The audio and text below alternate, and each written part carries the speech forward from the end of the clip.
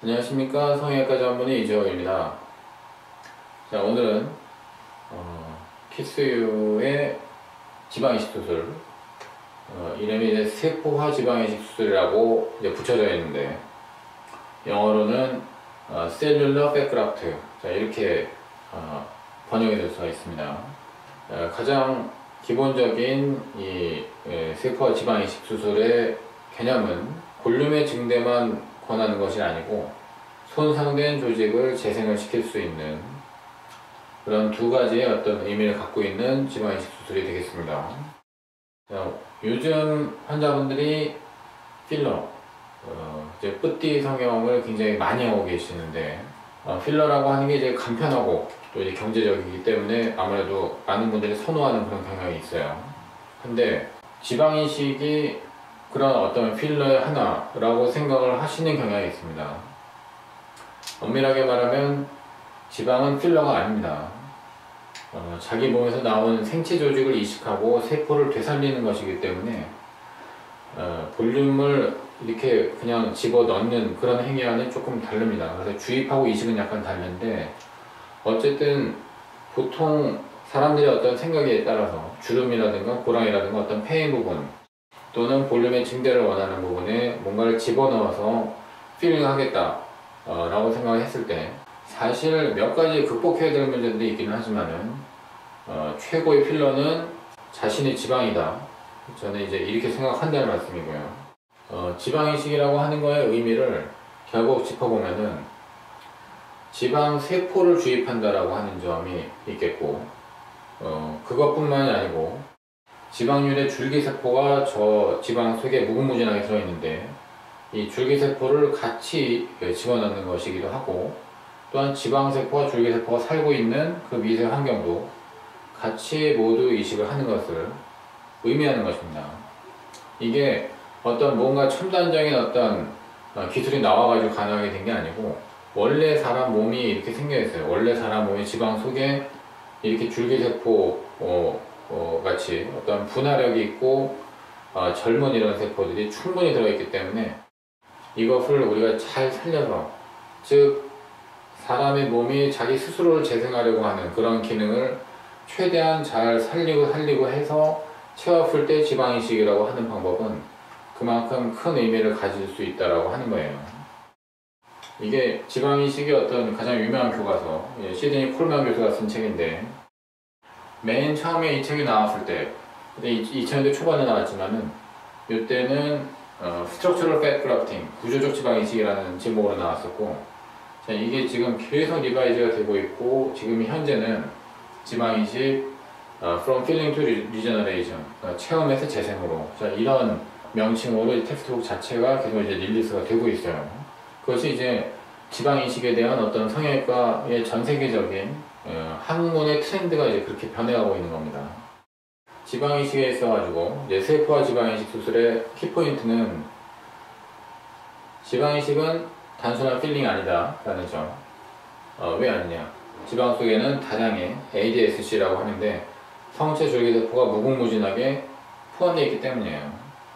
그리고 우리가 할 일은, 의사가 할 일은 원래 지방 속의 세포 및 환경을 최대한 다치지 않고 옮겨주는 것이 지방이식의 핵심이라고 할 수가 있어요. 뭘 막 하려고 하는 게 중요한 게 아니고, 오히려 다치지 않게 보존해주는 거, 이제 이게 의사가 할 일이라는 거죠. 그 재생이라고 자꾸 얘기를 하는데, 뭔 재생을 말하는 거냐? 그러니까 1차 세계대전 때 아주 심하게 얼굴에 손상을 입어서 얼굴에 함몰 되고 포탄 파편에 맞아가지고 하면 얼굴 반쪽이 날라오고 막 이런 병사들이 있었는데, 그 병사들을 치료하던 육군 의사들이 지방을 이식을 거기다가 이렇게 해줬더니 상처 자체가 더 빨리 깨끗하게 낫는 거를 관찰한 적이 있어요. 그것이 기록에 남아 있습니다. 20세기 초반에 일어난 일인데, 결국은 지방이 어떤 피부의 재생, 조직의 재생을 이뤄내는 그런 포텐셜을 갖고 있다는 얘기예요. 그거는 증명된 것이고, 그러면은 우리 뭐 다친 사람이 아니고 멀쩡한 사람들, 이런 사람의 경우에는 지방이 어떤 일을 해줄 수가 있느냐? 아직 더 많은 연구가 필요하지만, 우리가 나이 들어간다라고 하는 거, 그리고 뭐 20대에서 30대, 30대에서 40대, 또 50대, 60대 이렇게 계속 나이를 들어가면서 우리 피부와 몸이 받는 어떤 손상들이 누적되거든요. 그래서 그렇게 손상된 조직이 재생되는 것, 이거를 안티에이징이라고도 이제 볼 수가 있다라고 하는 거고, 뭐 안티에이징은 훨씬 더 폭넓은 말이긴 하지만 특히 이제 피부 같은 경우에는 우리 얼굴에 지방을 많이 넣는데 얼굴 피부는 항상 이렇게 노출이 되어 있잖아요. 딴에 오르다 있는데 얼굴을 항상 노출하고 다니는데 얼굴이 가장 자외선을 많이 받아요.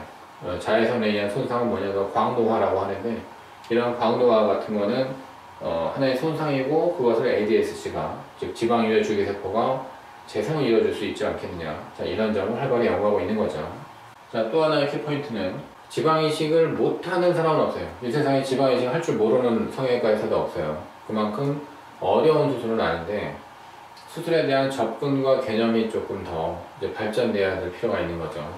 지방이라고 하는 거를 단순히 필링이라고 생각하면은 무조건 우리가 원하는 공간에다가 때려 넣을 생각만 합니다. 근데 좀 더 과학적으로 생각하면은 지방의 생착률이 더 높아지려고 하면은 생착할 수 있을 만큼만 넣어야 됩니다. 그 생착할 수 있을 만큼이 얼만큼이냐 라고 하는 거를 의사가 알아야 된다는 거고, 그거를 알고 플래닝을 할 때 의미 있는 지방이식을 할 수 있다고 하는 거죠.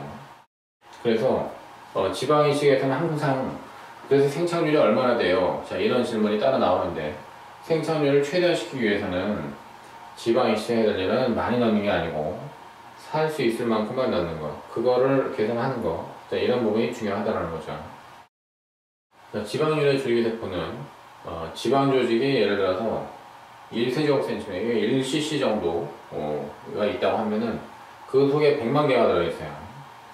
지방세포만큼 많이 들어있어요. 물론 이 지방세포는 덩치가 크기 때문에 볼륨상으로 보면은 지방 조직의 90%는 지방세포지만 숫자로 보면은 그거만큼이나 지방유래 줄기세포가 많이 들어가 있어요. 이 정도로 풍족하게 들어있다고 하는 건 지방세포가 굉장한 어떤 이제 재생 포텐셜을 갖고 있다고 하는 거죠. 자, ADSC, 이제 지방유래 줄기세포는 이게 뭐 하는 애들이냐. 손상이 된 조직의 재건을 포함해서 모든 지방 조직의 리모델링, 얘네들이 어떻게 분해가고 어떻게 성장해갔냐라고 하는 걸 다 주관하는 것입니다. 굉장히 중요한 이제 그런 세포인데, 당연히 이것들을 가지고서 우리가 손상된 어떤 조직 재생과 안티에이징의 주인공으로서 앞으로 계속 주의 깊게 바라보는 건 당연한 일이죠. 자, 계속 말씀드리는데 세포와 지방의 식술의 기본 개념은 지방세포와 ADSC, 줄기세포를 같이 이식하는 것입니다. 그리고 이식을 할 때 이 지방이나 또는 이제 줄기세포가 들어가는 그 이식지의 어떤 환경에 충분히 거주할 수 있을 만큼, 그 공간에 들어가가지고 살 수 있을 만큼 이런 수용지의 환경을 고려를 해가지고서는 우리가 지방과 줄기세포를 이식을 해야 된다고 하는 것이죠. 자, 지방이식의 테크닉은 몇 가지 원칙들이 있는데 먼저 저압 채취와 저속 채취 원칙이 있습니다. 지방세포건 줄기세포건 살려가지고 넣어야 되거든요. 살려가지고 넣으려고 하면 채취를 하는 그 과정이 상당히 길어질 수밖에 없어요. 빠른 시간 내에 막 빨리 지방 흡입 수술을 하듯이 이렇게 막 빨리 뽑아내려고 하면 걔네는 다 죽어서 나가는 거고, 최대한 살려서 생착할 수 있을 정도의 어떤 생명력을 가지고 있는 세포를 얻어야만 이 수술이 의미가 있어지는 거죠. 두 번째는 손상을 주지 않는다. 노 트라우마 조작이라고 하는데, 특히 줄기세포라고 하는 거는 그만큼 이제 예민하니까 어떤 트라우마를 주지 않고 원천분리도 대부분 안 합니다. 특별한 경우를 제외하고는 얘네들이 어떤 아주 순하게 생리적으로 어떤 사건이나 어떤 손상이나 어떤 조작이나 이런 것들에 최대한 노출되지 않게 그렇게 해서 프로세싱을 해줘야 되는 거죠. 그리고 또 하나는 자, 노 컨테미네이션, 오염이 없어야 되고 공기에 노출되면 안 된다. 한마디로 얘기하면은 비오염, 비노출적인 방법을 통해서 지방을 우리가 분리하고 또 주입을 해야 된다고 하는 거죠. 자, 여기까지를 그림을 한번 표현을 해보면은 채취에 있어가지고서는 저압, 저속 채취고, 분리에 있어가지고 트라우마를 주는 노 트라우마 원칙을 지켜야 되겠고, 이것을 우리가 분리를 해가지고 자연적으로 이제 분리가 되게끔 해서 지방세포, 줄기세포, 그 다음에 미세환경을 이루는 이런 세포들을 정지를 하게 되면은 이것을 얼굴이든 뭐 둔부든 가슴이든 주입을 하는 이런 과정에서 컨테미네이션, 오염이 없게 이제 해줘야 된다. 이게 전부 다 원스테이지로 이제 이루어져야 된다라고 하는 거죠. 공기 중에 노출이 안 되게 폐쇄된 어떤 그런 시스템에서 되게끔 관리를 해줘야 된다는 거예요.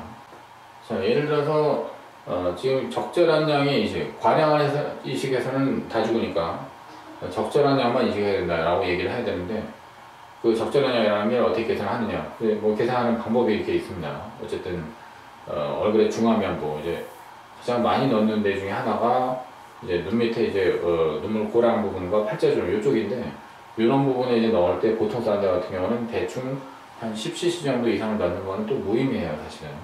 사람에 따라 물론 개인 차는 있습니다만은 이런 것을 갖다가 사전에 예측하고서 수술해야 된다라고 하는 것이고요. 어쨌든 이제 얼굴에 넣든 가슴에 넣든 이제 영도에 넣든 간에 체취 지방 세포들이 수용되는 이런 부분에서 이렇게 살 집들이 있어야지만, 집이 있는 애들만 산다는 거죠. 지방 세포들이. 지금 집이 3개밖에 없으면 3명만 사는 거야. 나머지는 다 죽는 거니까 얘는 이식을 할 필요가 없죠. 괜히 뽑아가지고서는 그건 시간 낭비한 거죠. 그리고 줄기세포도 이제 마찬가지입니다. 그 줄기세포뿐만이 아니라 줄기세포를 둘러싸고 있는 그런 미세 환경들.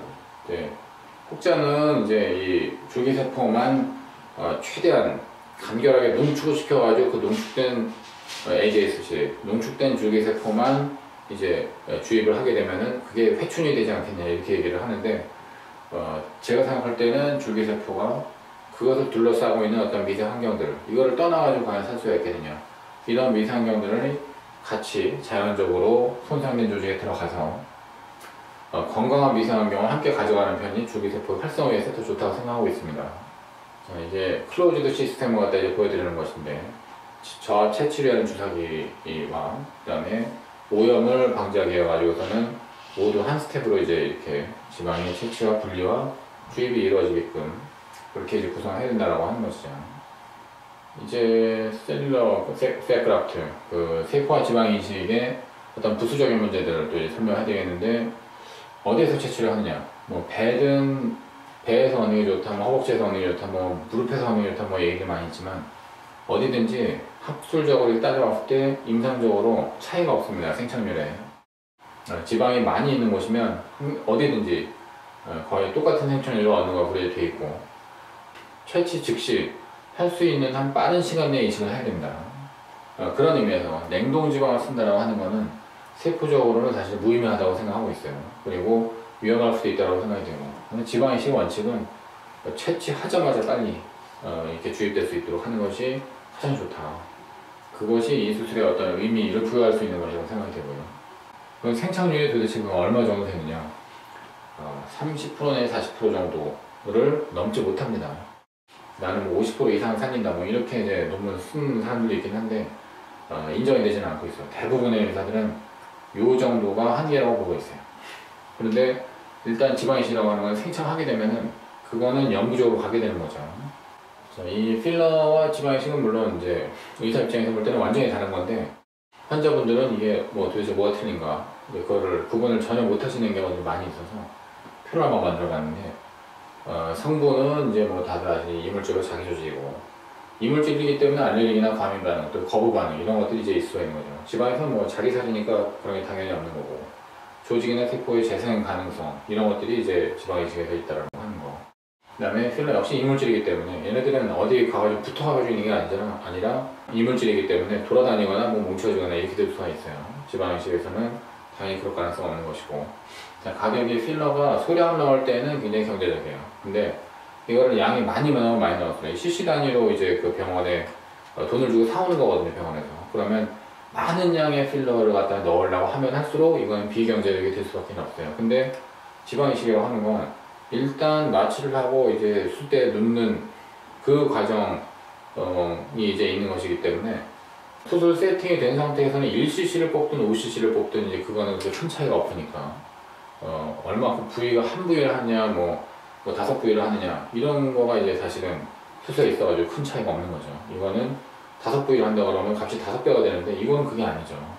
자, 주의 가능 부위가 필러 같은 경우는 이제 피부가 이제 극단적으로 되게 얇은 부분, 눈꺼풀 주변 부위 이런 데는 넣으면 안 되죠. 울퉁불퉁하게 이렇게 되고 돌아다니거나 이거 계속 움직이는 데인데 필러처럼 돌아다닐 수 있는 것들을 넣으면 굉장히 부담스러워요.